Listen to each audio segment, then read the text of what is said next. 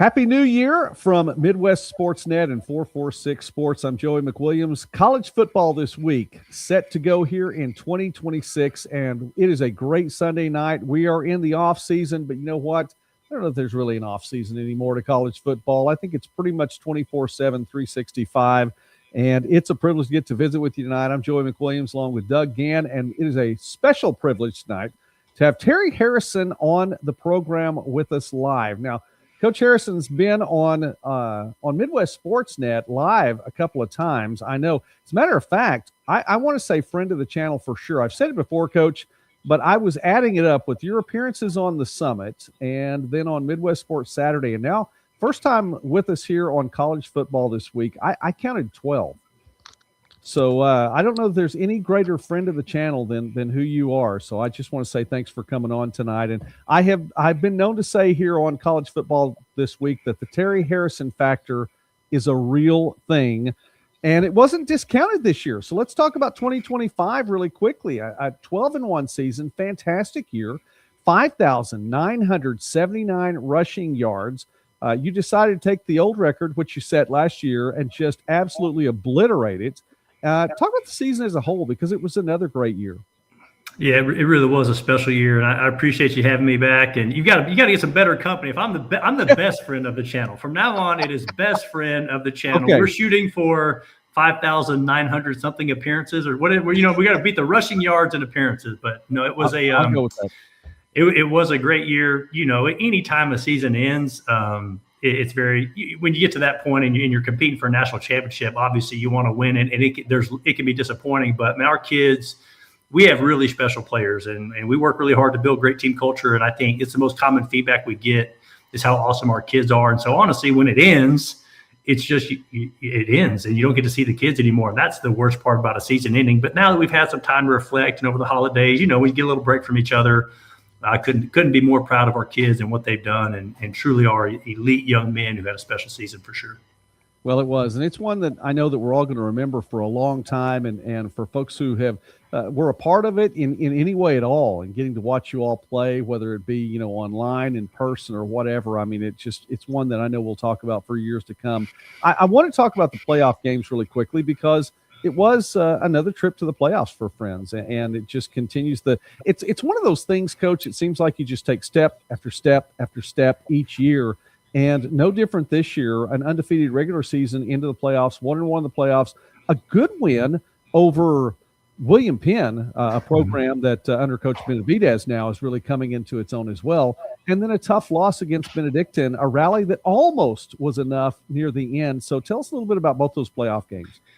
Yeah, what you mentioned is kind of how you have to look at it. What we believe is, if we just keep knocking on the door, you know, eventually, you know, we're going to knock that sucker down, and we'll win the last game of the year and play and be able to play there in Crowley Stadium there. But it is, it was a special run. I think there's just not been that many teams in our conference who've made it that deep in the playoffs, and so we had, you know, a really historical year in our conference. And so that, definitely proud of that. But, you know, winning that game at home against William Penn, eating Thanksgiving together again as a program.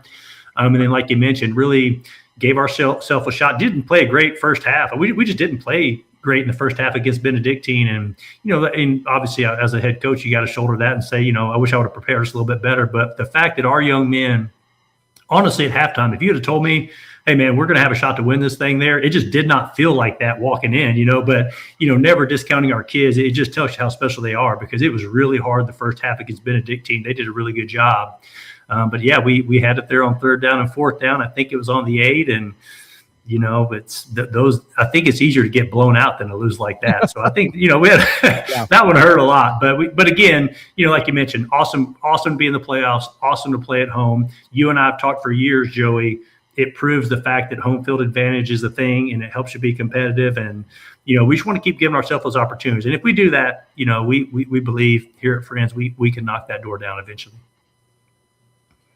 You know, Coach, one of the things I want to look at is into your season. I looked back and I looked through the records, and the rushing, you guys are the most rushing yards per game by well over 100, but not one single player was it that you, I guess the question, you had about 15 guys in the top 30 or 40. Where do you find all the running backs? Well, we've done a very good job. Yeah, very good job of recruiting. But what happens is, Doug, if you haven't had a chance to watch us a ton, we play a lot of kids, and when you're fortunate enough to win, well, let me put it this way: there are teams in the NDI that win by 70 and 60 points. That's pretty. You see that happening, but generally it's the same starters that play the whole game, and they kind of get their stats really elevated. But what we've chosen to do over the years is we play a lot of kids. So I think our starters only played the second half of probably 6 total games. And so we were able to play a bunch of guys and get guys experience and develop this thing, for the long term, because we don't just want to be good right now. We want to be good and competitive every year. And so in order to do that, you got to let your kids play. And so that's some of the, when you see all the ball carriers, that some of the stats is because we play so many kids. And then we do have really good players, and we're too deep at every position, and we keep those guys fresh and keep them moving in and out. Part of that game plan, I think, goes back to what you talked about when you were a player, and I saw that on a couple of interviews that you did. Toughness and physicality was what you want people to think about when they think about a ball club that you're coaching like friends. Right. Yeah, we take great pride in that, and we protect our players during the week. We surprise most people. If you came and watched us practice, you would think like this team is running for however many thousand yards. But we think toughness is a choice, and you don't have to beat each other up during the week. And we like to think of a lot like I grew up in East Texas down there in the Piney Woods, so you see dogs on the chain all the time, and we like to think we keep our kids. Those dogs are on a leash all week long, and then we turn them loose on Saturday, and they get after people. And we keep our guys healthy and fresh, and then they lay it on the line Saturdays, and they have been, generally speaking, the most physical team on the field every Saturday. Even despite a loss against Benedictine, I think we were very physical and fit in that game against a really quality opponent. Look, that's definitely one of the things that I saw on there was what won, and that tough mindset never lets you get out of the ball game either. You guys looked like you knew you were in it the entire time on there. So I guess the spinoff question from that earlier one that I had: how do you get a wide receiver on campus? Well, believe it or not, there are kids out there that like to win more than they like to catch 2 more passes a game. And so when you find the right kid who fits our team culture, who wants to be a part, of a Christian university and get the Christian football experience and play somewhere, you see the news every day, and you see college football and what it's turning into. Kids that want to be all about themselves, just they don't make it here. And that's true whether you're an offensive lineman, a linebacker, or a receiver. And so those kids are no different for us. And so, our guys have done a great job of that this year, especially, man. We were just so good, man, running the football, and our kids are more, our receivers, generally speaking, when they come off the field, they're giving us advice on, hey, man, you can run this, or this, and I can block this guy to help spring some long runs. And that's why we get the feedback. To be honest with you, Doug, our kids are special, and it takes a special young man to come play here, and specifically at that position. And man, they've done a good job of that, and they took advantage of opportunities too. There, we had to throw some passes against Benedictine that really worked out, and caught a touchdown pass there at the end of the first half that really helped. Coach, anybody that watches film, watches the games on there, understands that you've got a special group, and they are going to bring their lunch pail each and every week. That's right. I thank you. I appreciate that.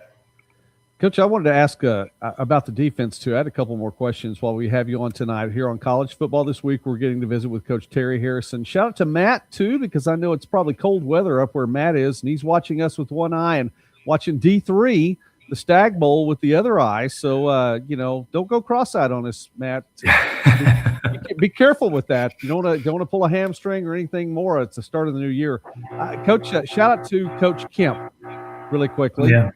If you can hear me, I don't know what that noise is, so I'll say it again. Shout out to Coach Kemp, because I definitely want to say good things about the defense. I think he was a little offended at me, one of our Bet the Barn picks, when I was laying the line a little bit too high, and he didn't think the number was going to get up there, which it didn't, by the way. The defense stepped up and did its job. Your offense is talked about so much, but, I mean, what a great job the defense does as well. Yeah, and it's really unfortunate. I happen to coach the offense. I call the plays on Saturdays, and I coach the offensive line. And, I think just because of that, and then when you break some rushing records, it feels like that's all we talk about. But what you said is exactly. Our defense was elite this year. Yeah. And really, man, especially against Benedictine, kept us in the game and gave us an opportunity to really win that thing. And so they've been phenomenal. He's a great coach. We make jokes to our kids. They think we're like an old married couple. We've coached together since 2000. I don't remember now, 12 or something. I hired him straight out of college pretty much. And anyway, so we've coached together so long, and he knows the game, and we run a unique offense, so that gets talked about a lot. But what he has done on the defensive side is unbelievable. And that group this year was really special, and among the best, if not the best, in the country. And that's not an understatement. There's some really good defenses out there. We've played them the last couple of years between Grandview and that group Benedictine had this year. And I think our kids fit right in there. And, we run a little bit of unique scheme on defense too. So that's kind of cool. And, it's just not, in the world of college football, that's not what people want to talk about all the time, but very proud of him. And they've done a great, great job on the defensive side. Shout out to Tool Envy, who's watching some more football as well tonight. Man, for all you guys watching football tonight and still stopping by here, I appreciate that a whole lot. Let me ask that too. I have a couple of follow-ups, and one of them is to what you said just then, because you have those players that come through, and you know how to recruit to the offense that you want to run, and I would dare say the defense that you want to run too. And there are solid kids in the Kansas area that do run similar offenses, so it's not like it's any kind of culture shock for them to get into the offense you're running, because they've run it in high school. But to the point you made about Coach Kemp and hiring him right out of college, he's not the only one. I mean, you have other kids, and I say kids, I mean coaches on that sideline that you coached, that you brought back into the fold, and they're a part of what's going on there as well. Yeah, our entire staff has been together this whole time, and all of our GAs played for us, and our kids want to stick around, and so that helps a ton, because they play for us, then they want to stay and coach, which is cool. I think that speaks to our team culture a little bit, and they want to stick around and be around the program and give back, and I think that speaks to how we treat them and their experience there here at Friends. But yeah, we love that. I think it means more when you've played somewhere or in a program, at least that Coach Murray, our defensive back coach, played for us at Bethel, but it's really the same program at a different school.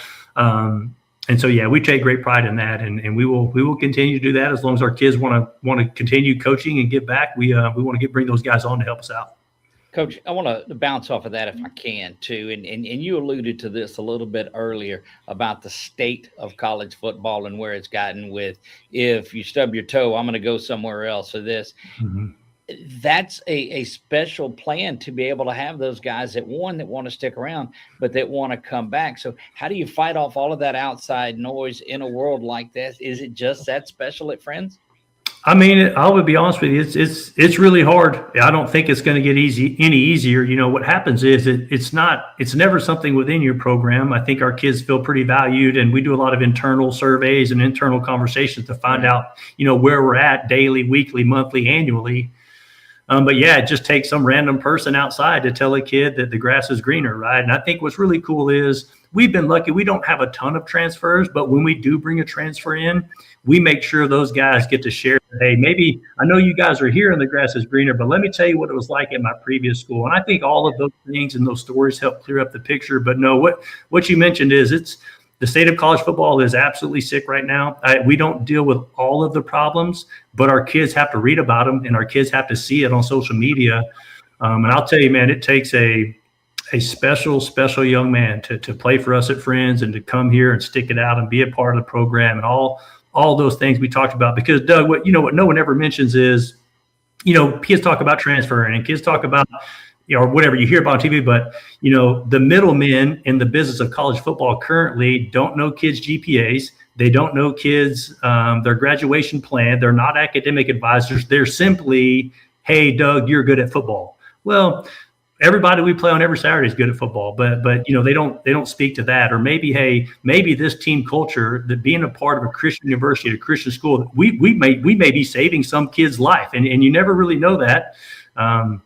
I guess it completely, but we hear that and get feedback from our alumni that, man, it was a life-changing experience. And unfortunately, it's like anything, man. There's just poor leadership out there at the college level, at the NCAA level, and at the big-time college football. And, we have to deal with it at some level. So it's not our fault, but it is our problem type of deal. And it's it's just what it is. And you have to embrace it, and you have to choose to wake up the next day and keep fighting the good fight, and know that if we maintain a level of stability and we keep focused on the right things here, it does give us a competitive advantage, even though, boy, in the middle of it, sometimes it sure ain't very fun.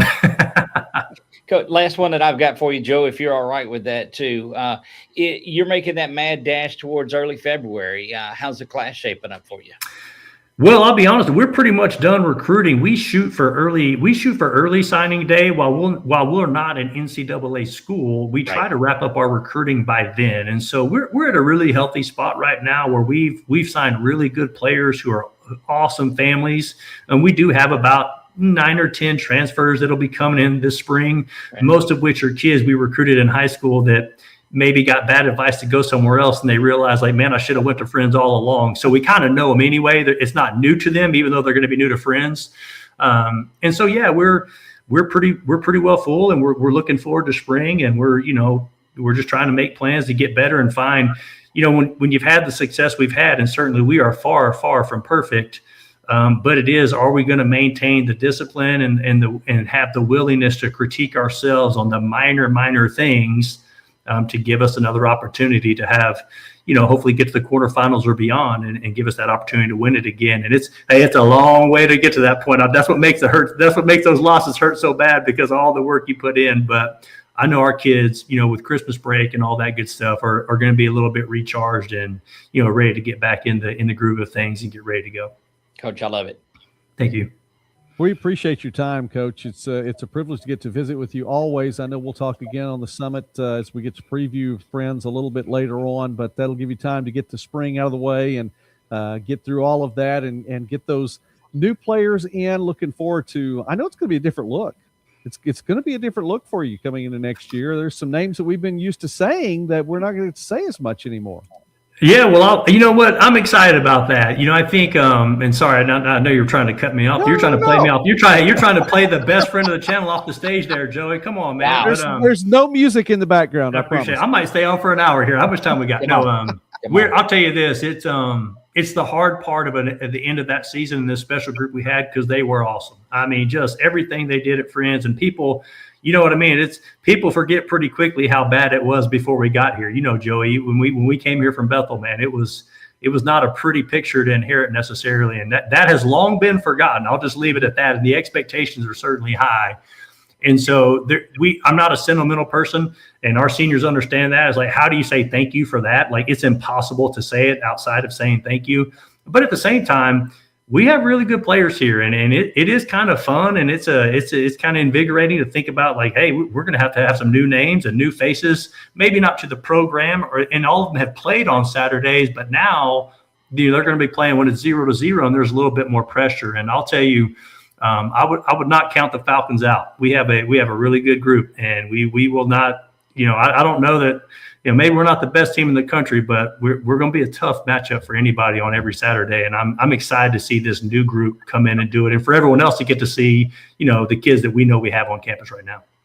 Well, we've said it here on the channel before, and Tool Envy said it again. I'll go ahead and put that back up there. I know you probably saw that on the bottom of the screen. He was saying it all year long. Friends is a problem, and I'm sure that there are a lot of coaches who probably feel that way as well. But we're well aware of what's happening in Wichita, and it is a privilege always to get to go up there. And it's on the list already. Mrs. Midwest Sportsnet and I have already talked about it. We're looking ahead to Midwest Sports Saturdays for 2026, and she's going to get to go with me to a few more of them.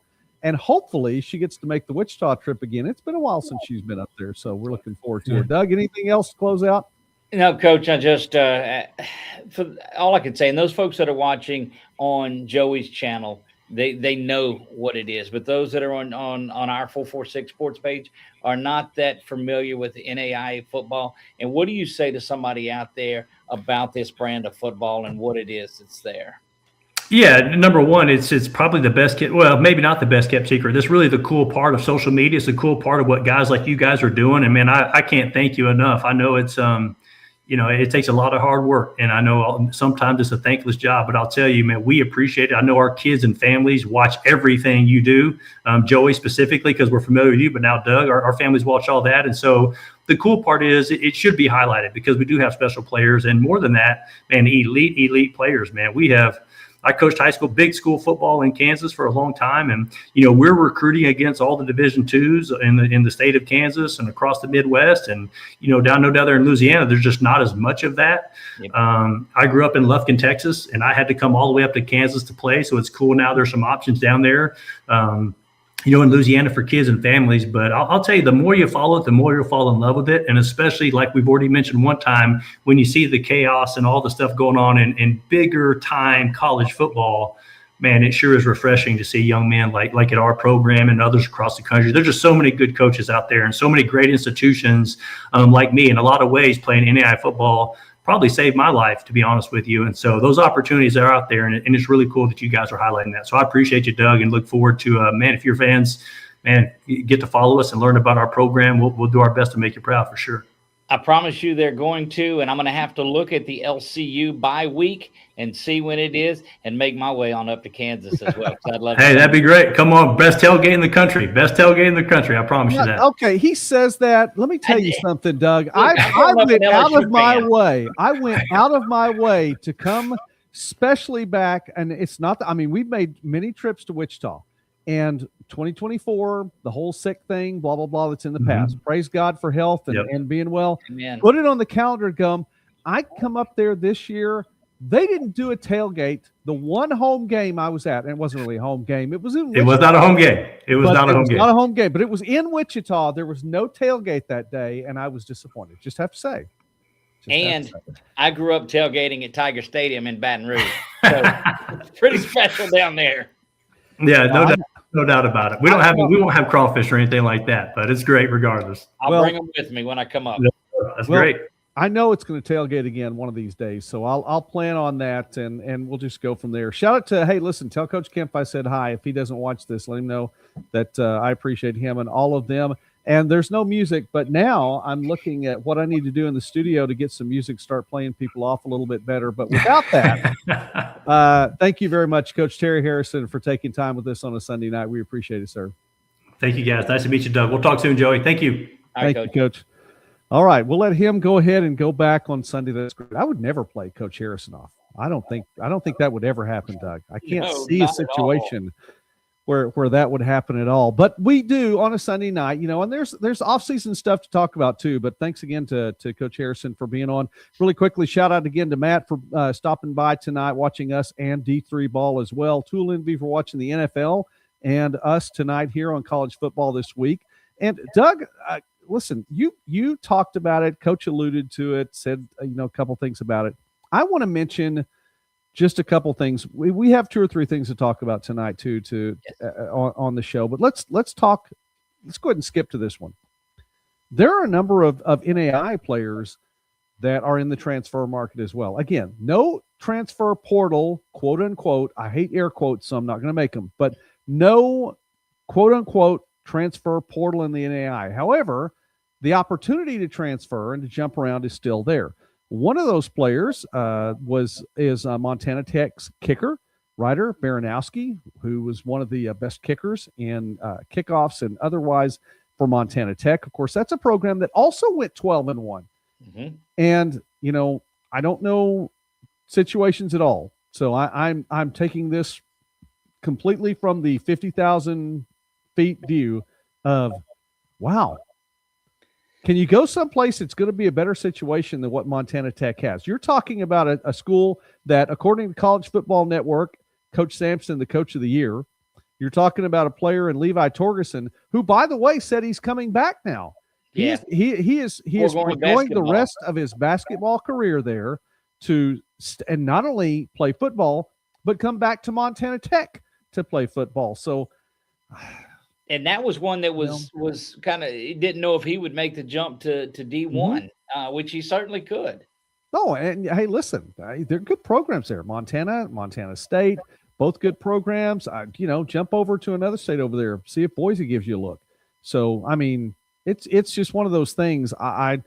I don't know what the situation is, but it looks like there's something good happening in Butte, and I would imagine that Henchman 21 would say that as well. Another name that's popped up is Darius Neal from Georgetown, running back from Georgetown, who stepped out of the Tigers program at the start of the season, put his name out there to be picked up by someone, and I don't think it happened because it looks like he's posted again, hey, he's available for a team that may need him. So I say that then to lead in, Doug, that not everyone who posts that they're going to transfer gets that opportunity. Look, Coach Terry was talking about bad advice and from the middleman, and that it just wasn't always what people are told. And if folks would just look at the staggering number of people that, and I'm holding off the air quotes because you said that die in the portal, that never put the cleats back on. Now, I know they have the opportunity to go back, but if those spots are filled, but man, there's a large number of guys that don't make it out of the portal. And we see it in all of the sports that we talk to. We cover baseball, we cover softball, basketball, and folks see that green grass over there, and it's not necessarily there at all. And I think that's another tragic part of what college football is. But we talked last week about fit, and if you're not that right fit where you're at, and you're not getting time, well, maybe there is an opportunity to go back and play somewhere else. But man, it's an alarming number of folks that are left in that portal. Well, I'm going to throw one out there since we've given these two, and you talked about it as well. You may not get that chance.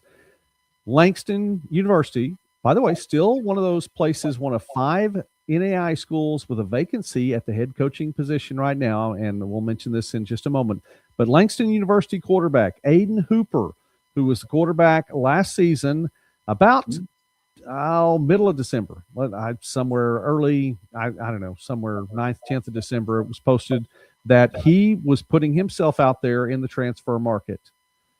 2 weeks later, and it was posted on Christmas Day itself, Aiden Hooper said, you know what, guys, I'm coming back. I've decided that I want to be a part of this team. We're going to stick it out. We're going to push for a Sooner Athletic Conference championship. And so he is staying home there at Langston. And how cool is that? I think it's a big deal. I think it's something that should be celebrated because he doesn't even know who the coach is going to be. But he's looked around a little bit and said, you know what, I'm going to go ahead and stick it out where I was. And let's finish this thing together. Win, lose, or draw. Let's ride or die, and let's do it together here in Langston. So shout out to him because, as we've said, not every student athlete, once you put your name out there, gets that opportunity to come back home. Look, let me play the other side of that too, though, Joey, just to have kind of a differing opinion on it or thought process on it. If you're in that locker room and the guy says, I'm leaving, and then says, well, I want to come back.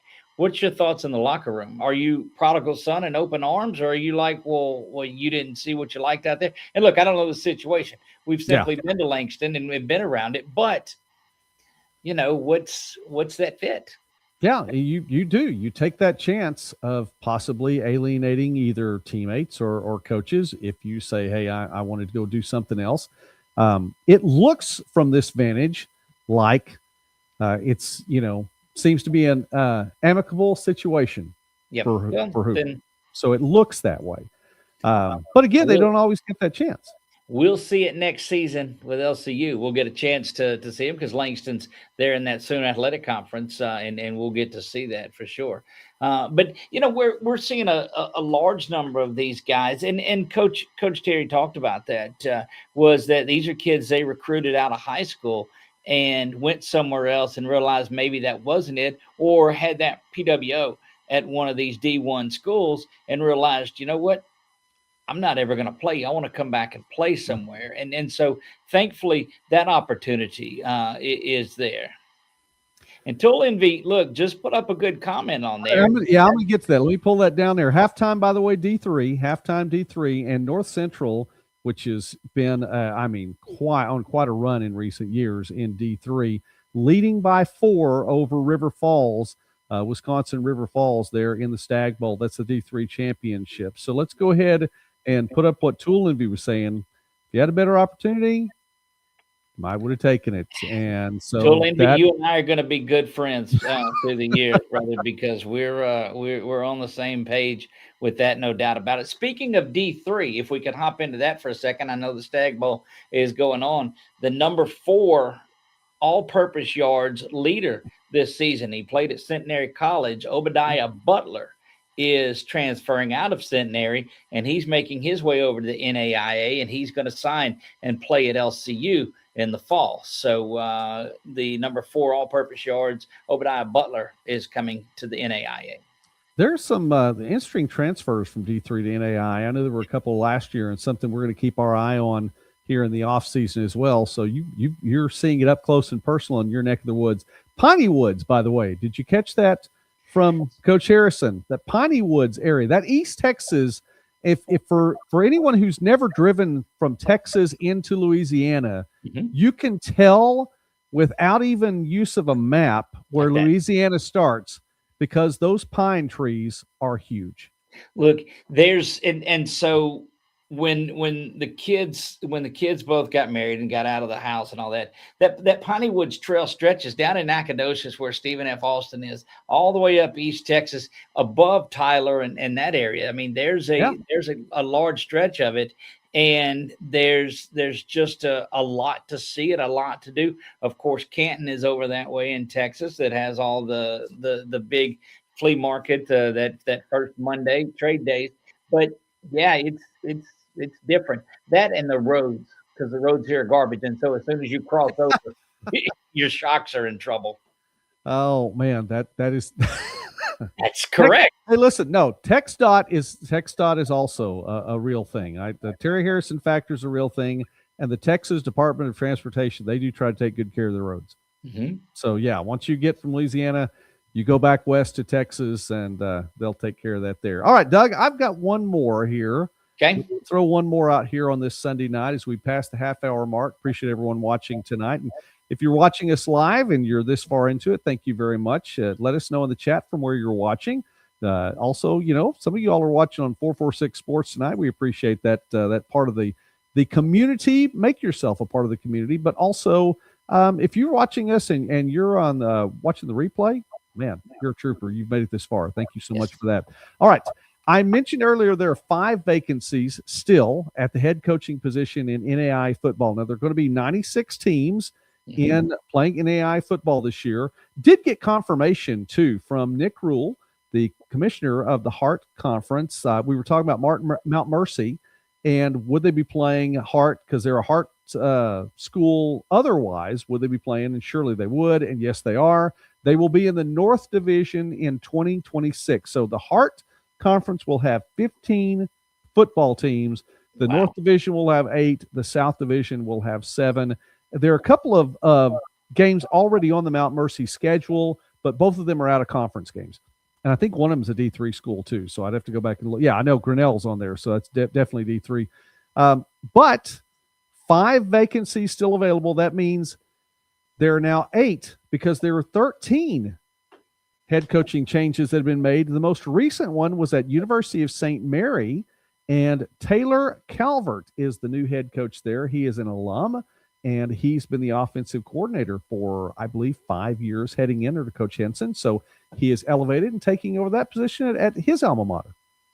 It's special, and it goes back to what Coach Terry Harrison was talking about, is that guys are coming back in NAIA. What I'm finding out, and you guys have seen it, so I'm only going to preface this like for another year or so, that I'm new to the NAIA family, but it's a special group when you're there. I mean, look at these coaches that are coming back to their alma maters, and they're bringing people. They met their wives there. They're raising their families there, and they're just growing with it. And that's what you see a little more of, somebody that knows the program, knows the expectations, but more importantly, knows the area and has connections to go out there and get kids to come back there as well and play football, or just get on campus.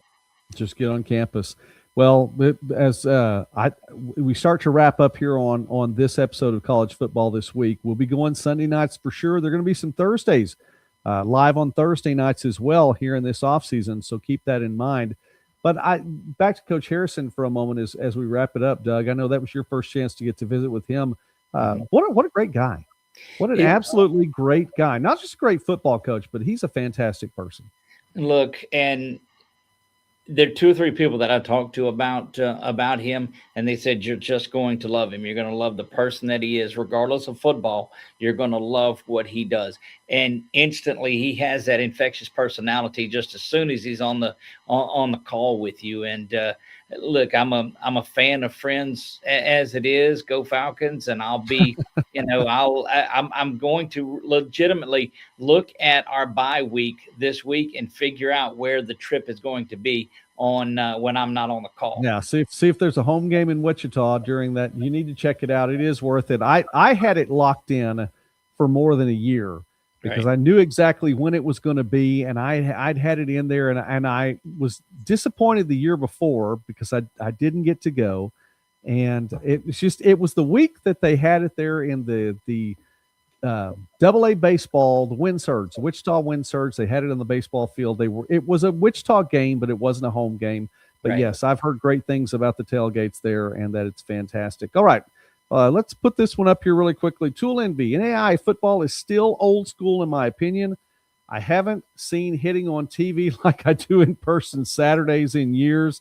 More fun to watch. And Tool Envy, I think you're right on that one, too. And by the way, he's seen a lot of Grandview football, so I'm sure you have seen some hits.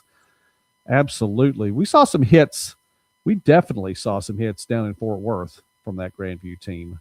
Look, my goodness. It was incredible, but these are D1 guys on the offensive and defensive lines there, that they're just in there being part of something special. There's some dudes in NAIA football. Yeah. It's a lot of fun. That trip to Fort Worth was a lot of fun. It's amazing that how quickly the football seasons go by. And I don't know about you, Doug. I don't think you're as old as I am. But these we've had that. I'm older than you. Oh, you are. That's right. Right. Well, hey, I was trying to give you credit on that one. You didn't have to say anything. You could have just let that one go on through, and nope. These seasons seem to go by more quickly now. I don't. I know it's just a part of life, but so I've got it figured out, Joey. It's because you don't stop. There's no off season.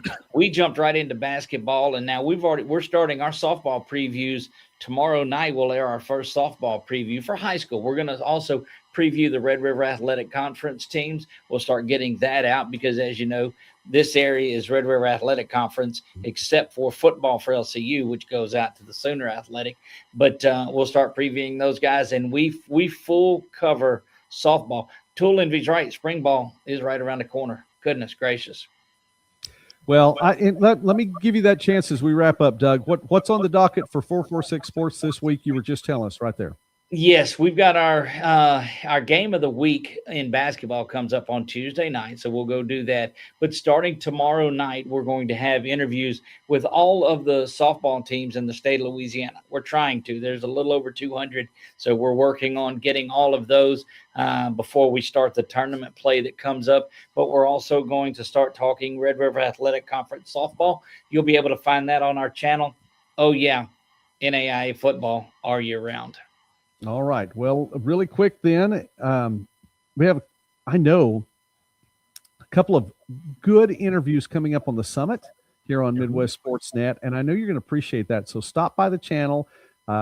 We have a couple of that I think you'll enjoy, and so I'm excited about those interviews coming up. I try not to say who they are just because every now and again when I do that, it seems like something happens. I don't believe in jinxes, but sometimes it happens. So I'm just gonna take it there. What was it? Tool Envy didn't want to mess with the football gods and pick any of those games last year. So I try to keep those names out.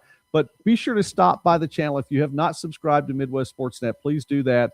And we have some great interviews coming up this week on the summit. And by the way, we do more than college football this week here on the channel as well. But we're talking football tonight. Last words, Doug.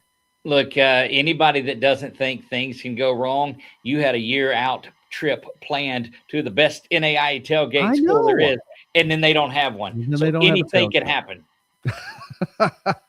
They will this next year. Well, we're figuring out Midwest Sports Saturday for the fall already. So, all right, for Doug Gann, I'm Joey McWilliams. Thank you all for watching. Tool Envy, Matt, thank you guys for watching us and football alongside on top of that. And for everyone else who is part of the broadcast, we appreciate you stopping by. It's a privilege to get to talk with you about college football each week. We will be back next Sunday night for sure.